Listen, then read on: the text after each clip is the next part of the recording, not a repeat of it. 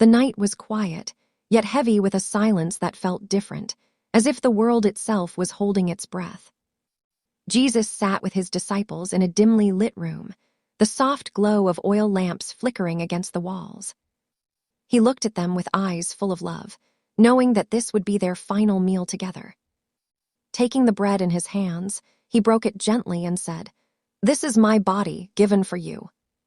Then he lifted the cup and spoke softly, "This is my blood poured out for the forgiveness of sins." The disciples did not fully understand, but they felt the weight of his words settle deep in their hearts. Outside, the wind whispered through the streets of Jerusalem, carrying with it the coming storm of betrayal. Soon after, they walked together toward the Garden of Gethsemane. The night grew darker, and the air felt heavy with sorrow. Jesus stepped away from the others and fell to his knees, his voice trembling in prayer.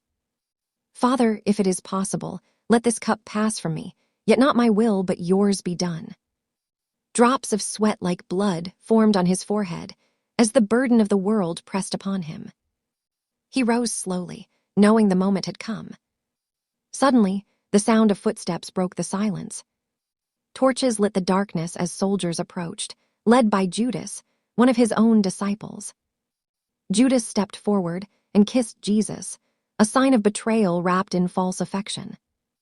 The soldiers seized him, binding his hands as the disciples scattered in fear. Jesus did not resist.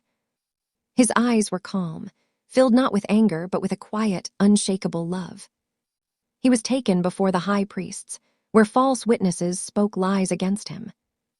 Voices rose, accusing him, mocking him, demanding his death.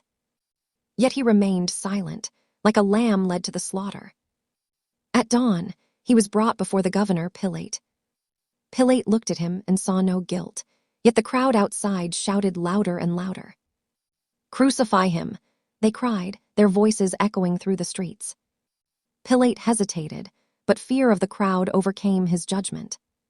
He washed his hands, declaring himself innocent, yet handing Jesus over to be crucified. The soldiers took him away, their laughter cold and cruel.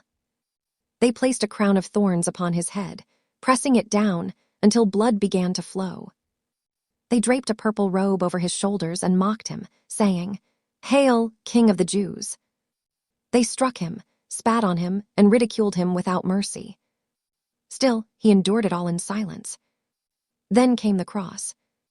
Heavy, rough, and splintered, it was placed upon his wounded back. Step by step, he carried it through the narrow streets of Jerusalem.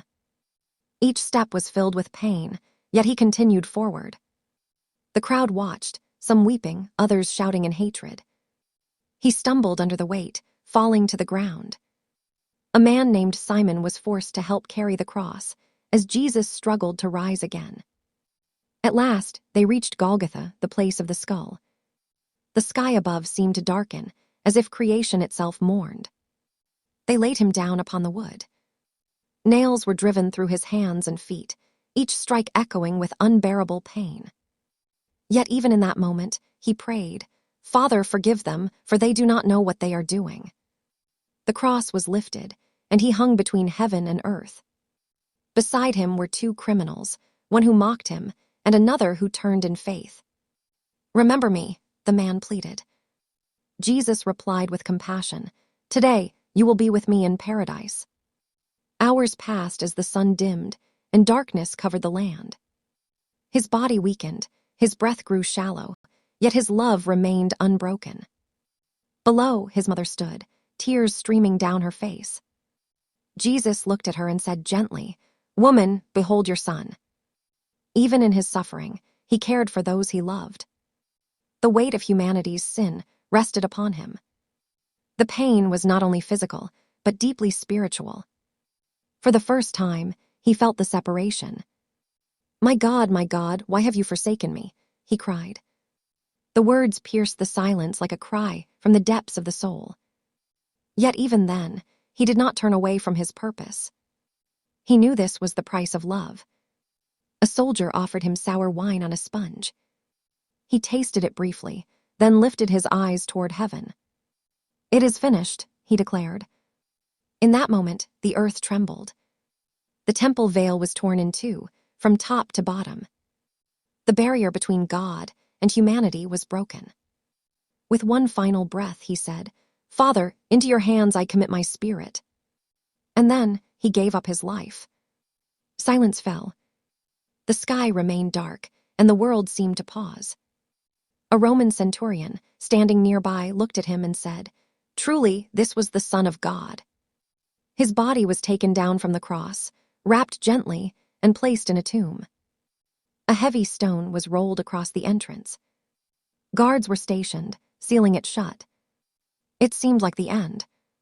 But even in the silence of the tomb, hope was not lost. Because this story was never only about death. It was about love. A love so deep that it chose sacrifice. A love so powerful that it changed the world forever.